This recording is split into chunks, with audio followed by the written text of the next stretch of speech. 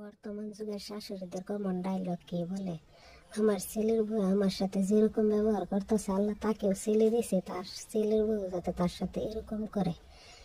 এখন কথা হলো কি, শাশুড়ি কি শুরুতে শাশুড়ি ছিল না আগে বউ ছিল তারপরে শাশুড়ি হয়েছে? তা আমার শাশুড়ি আমার উপরে যে মন্ত্রগুলো প্রয়োগ করে, আমি যদি একইভাবে আমার ছেলের বউয়ের সাথে সেই মন্ত্রগুলো প্রয়োগ করি তাহলে তো এর ফল ভোগ করতেই হবে।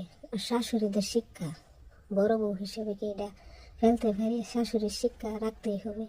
আর মন্ত্রগুলো প্রয়োগ করলে তো আমার এই শাস্তি ভুগতেই লাগে, এটা আর কওয়ার কি কথা।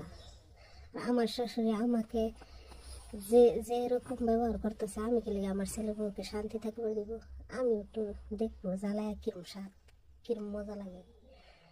বুক করতাম কে শুধু খেলে আমি না, শাশু আমার ছেলের বউ করুক, আর এর মধ্যে কি মজা।